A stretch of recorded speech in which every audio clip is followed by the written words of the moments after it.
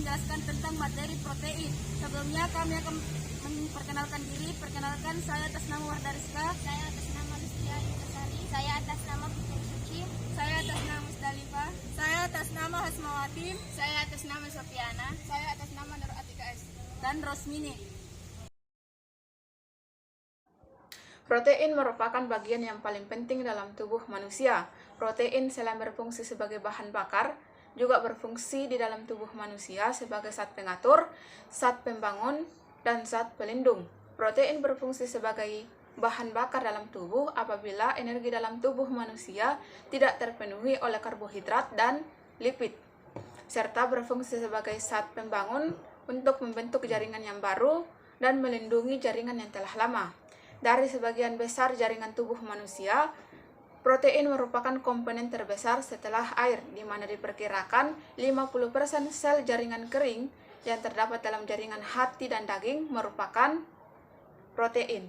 Protein juga dikenal sebagai bahan dalam pembuatan protoplasma dan terdapat pada semua organisme yang hidup. Serta molekul protein mengandung banyak nitrogen yang berkombinasi dengan karbon, hidrogen, dan oksigen. Asam amino adalah senyawa di dalam satu molekul yang mengandung dua gugus fungsi, yaitu gugus amino min NaH dan gugus karboksil min COH. Walaupun secara laboratoris beratus-ratus asam amino telah disintesis, hanya diperoleh 20-24 asam amino. Hasil hidrolisis protein alami. Struktur molekul asam amino secara umum digambarkan bahwa atom C mengikat 3 gugus, yaitu gugus amino, karboksil, dan gugus lain. Atom C yang terikat paling berdekatan dengan gugus karboksil atau min COOH pada molekul asam amino disebut atom C. Apabila gugus amino terikat pada atom C, maka merupakan atom CO pada nomor 1, sedangkan atom CB pada nomor 2, dan nomor 3 dinamakan atom CP. Ion Sweeter. Molekul asam amino mengandung gugus karboksil min COCH dan gugus amino min NHA, sehingga asam amino bersifat netral. Jika jumlah gugus amino lebih banyak daripada gugus karboksil, maka asam amino bersifat basa. Jika gugus karboksil lebih banyak daripada gugus amino, maka asam amino akan bersifat asam. Dengan memiliki dua gugus yang bersifat asam dan basa, maka asam amino bersifat unfoner. Jika sifat kebawaan asam amino lebih kuat dari sifat kesamaan, maka akan tertulis proses netralisasi di dalam molekul asam amino. Di samping itu juga terjadi pembentukan kutub plus dan minus dalam satu molekulnya. Molekul asam amino memiliki dua jenis muatan yang disebut dengan ion sweeter. Mekanisme pembentukan dua kutub bipolar dalam satu molekul atau ion sweeter. Variasi struktur asam amino dengan harga pH. Asam amino bermuatan positif atau negatif tergantung dari harga pH lingkungannya. Jika satu asam amino yang bermuatan positif direaksikan dengan basa, pH akan naik dan bermuatan positifnya akan berkurang hingga menjadi netral tidak bermuatan. Jika basa ditambahkan lagi, maka pH akan semakin naik dan asam amino akan bermuatan negatif. Molekul asam amino dalam keadaan tidak bermuatan netral dikatakan dalam keadaan isoelektrik. Harga pH di mana asam amino tidak bermuatan disebut titik isoelektrik. Asam amino dalam keadaan isoelektrik ini terjadi jika asam amino dalam bentuk ion sweeter. Asam amino esensial dan non-esensial. Asam amino ada yang dapat dibuat oleh tubuh, ada juga yang tidak dapat dibuat. Pada asam amino esensial, asam amino yang tidak dapat dibuat oleh tubuh, dan asam amino non-esensial atau tidak esensial, asam amino yang dapat dibuat oleh tubuh itu sendiri. Jenis asam amino esensial dan non-esensial. Pada asam amino esensial namanya valina, singkatannya val, dan strukturnya HOOC, CH, CH, CH3, NH2, CH3. Sedangkan pada asam amino non-esensial namanya glisina, singkatannya gli, dan strukturnya HOOC, HC, HNH2.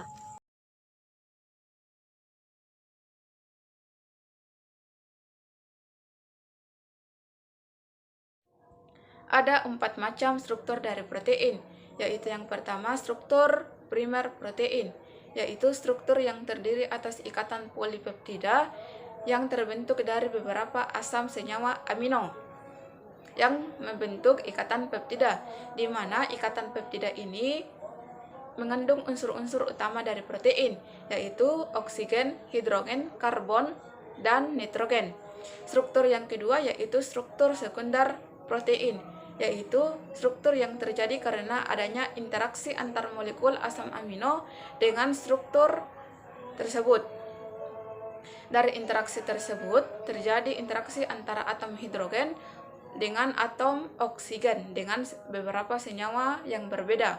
Dari interaksi tersebut terbentuk struktur protein yang melingkar yang disebut dengan nama alpha helix. Dari interaksi hidrogen tersebut juga membentuk struktur protein yang seperti melipat di bawah yang dinamakan dengan beta sheet. Struktur yang ketiga yaitu struktur tersier protein, yaitu struktur yang terdiri atas gabungan dari struktur sekunder protein, yaitu di mana pada gambar terdapat gabungan antara struktur dari alpha helix dengan beta sheet. Kemudian yang keempat yaitu struktur quaterner protein, yaitu struktur yang terbentuk dari bukan hanya terdiri atas satu untaian saja, namun beberapa untaian, di mana pada gambar terlihat bahwa terdapat untaian dari struktur alpha helix dengan beta sheet. Menjelaskan tentang penggolongan protein. Untuk memudahkan mengenal protein, maka protein dapat digolongkan berdasarkan pada bentuk dan fungsinya biologinya, yaitu 1. Berdasarkan bentuknya. Protein dapat dibedakan atas 2 bentuk, yaitu protein berbentuk serat dan protein berbentuk globular. 1. Protein serat. Protein serat merupakan serabut panjang yang tidak dilihat dan tidak larut dalam air. Protein ini berguna untuk membentuk struktur, bentuk, dan jaringan. Contohnya seperti kolagen yang terdapat pada tulang rawan, keratin pada rambut, fibrin pada darah. 2. Protein globular. Protein globular merupakan bentuknya agak bulat dan larut dalam air. Protein tersebut melakukan berbagai fungsi dalam satu organisme. Protein ini banyak terdapat pada bahan pangan seperti susu, telur, dan daging. Protein ini mudah ternaturasi, yaitu susunan molekulnya berubah yang diikuti dengan perubahan fisik dan fisikologinya, seperti yang dialami enzim dan hormon. B. Berdasarkan fungsi biologisnya. Berdasarkan fungsi biologisnya atau biokimia, protein dapat dibedakan atas 7 kelompok yang seperti pada tabel 6.7. Protein berdasarkan fungsi biologisnya. Nomor 1. Monomer enzim. Polimerisasi yaitu biokatalis pada reaksi senyawa organik di dalam sel. Terdapat pada ribonuklease pada pembentukan RNA. Yang kedua, tripsin pada proses pencernaan protein. Yang kedua, protein penyimpanan atau nukleon. Polimerisnya yaitu cadangan bahan makanan. Terdapat pada kasein pada susu, albumin pada telur, protein pada beras, jagung, dan gandum. Yang ketiga, protein transport. Polimerisasinya yaitu membawa atau memindahkan molekul-molekul kecil atau ion di dalam tubuh. Terdapat pada hemoglobin membawa oksigen dalam eritrosit. Yang kedua, mioglobin membawa oksigen dalam otot. Yang ketiga, transferin membawa ion besi dalam plasma darah. Yang keempat, protein kontraktil atau gerak. Polimerisasi yaitu pemberi kemampuan pada sel organisme untuk bergerak, atau protein pada otot kerangka. Terdapat pada miosin merupakan protein penyusun otot. Yang kelima, protein struktur. Polimerisasi yaitu penyangganan yang memberikan kekuatan atau struktur biologi. Terdapat pada kolagen pada tulang rawa. Yang kedua, keratin pada rambut, kuku, dan bulu. Yang ketiga, fibrion pada serat sutera dan jaring laba-laba. Yang keenam, protein pelindung.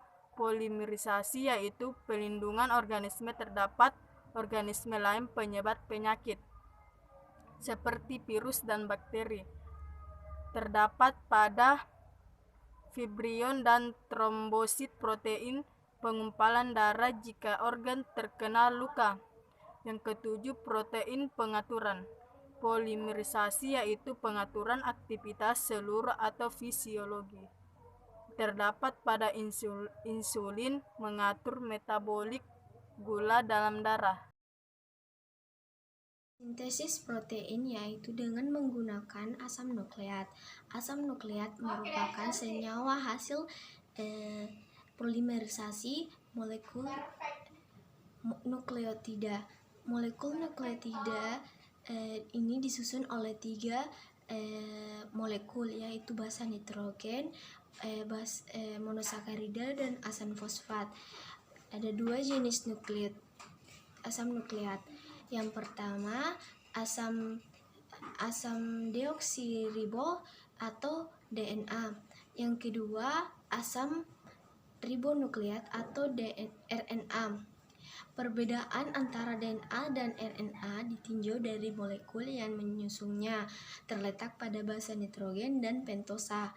Basa nitrogen yang membentuk DNA adalah timin, sitosin, adenin, dan guanin. Sedangkan basa nitrogen yang membentuk RNA adalah urasil, sitosin, adenin, dan guanin. Pentosa yang membentuk DNA adalah deoksiribosa, sedangkan pembentukan RNA adalah ribosa. Uji protein. Untuk mengetahui adanya protein dalam suatu bahan dapat dilakukan dengan sebagai berikut. A. Tes Biuret. Tes Biuret dilakukan untuk menguji adanya ikatan peptida di dalam protein yang memberikan warna ungu. B. Tes Sanhoprotein. Tes Sanhoprotein dilakukan untuk menguji adanya inti benzena di dalam protein yang memberikan hasil endapan yang berwarna jingga. C. Tes kertas timbal asetat.